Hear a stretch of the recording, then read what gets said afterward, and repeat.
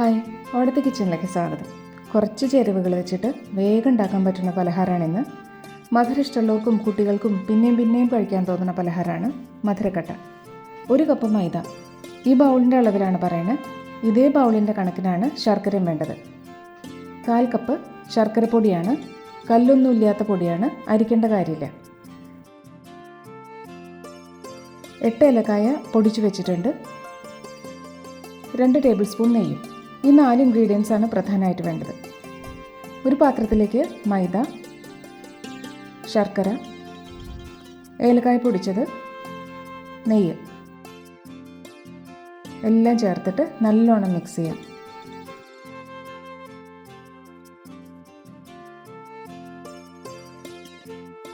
കുറേശ്ശെയായിട്ട് വെള്ളം ചേർക്കാം.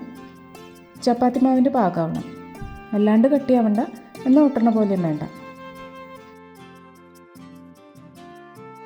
ഇപ്പോൾ പാകത്തിന് കുഴച്ചിട്ടുണ്ട്. 10 മിനിറ്റ് ഇങ്ങനെ മാറ്റി വയ്ക്കാം.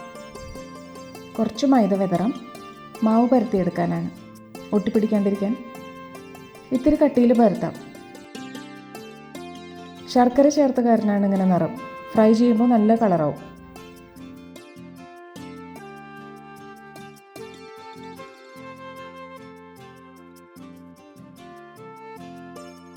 ചപ്പാത്തി പോലെ ആയിട്ടുണ്ട്. ഇനി ഷേപ്പ് വരാൻ വേണ്ടി 4 വശവും മുറിച്ചെടുക്കാം. ഇങ്ങനെ മാറ്റി വയ്ക്കുന്ന മാവ് വീണ്ടും പരത്തിയിട്ട് ഉപയോഗിക്കാം.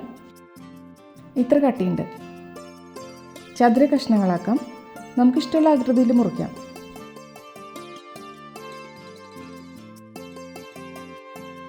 നീളത്തിലും വീതിയിലും വരഞ്ഞിട്ട് ഏകദേശം ഒരേ വലിപ്പത്തിലുള്ള കഷ്ണങ്ങളാക്കാം.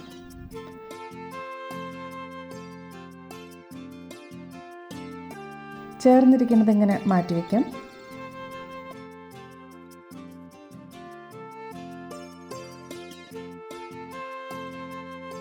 ഇനി ഫ്രൈ ചെയ്തെടുക്കണം. ഒരുമിച്ച് വെച്ചാലും ഒട്ടിപ്പിടിക്കൊന്നുമില്ല. നല്ലോണം പൊടി വിതറിയിട്ടുണ്ടല്ലോ പരത്തുന്നതിന് മുമ്പ്. ചീനിച്ചട്ടിയിലേക്ക് വെളിച്ചെണ്ണ ഒഴിക്കാം. വളരെ കുറച്ച് എണ്ണ കുടിക്കുള്ളൂ, എന്നാലും ഡീപ് ഫ്രൈ ആയതുകൊണ്ട് ഇത്ര ഒഴിച്ചതാണ്. ഇനി മുറിച്ച് വെച്ച കഷ്ണങ്ങൾ ഓരോന്നായിട്ട് വറുത്തെടുക്കാം. ചെറുതായിട്ട് ബോൾ പോലെയാവും ചിലതൊക്കെ. മീഡിയം ഫ്ലെയിമിൽ മതി, വേഗം ആയിക്കോളും.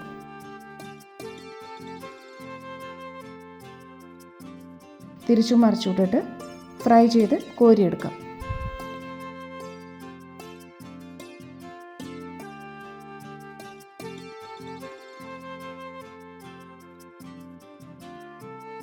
ബാക്കിയുള്ള പീസസും വറുത്തെടുക്കാം.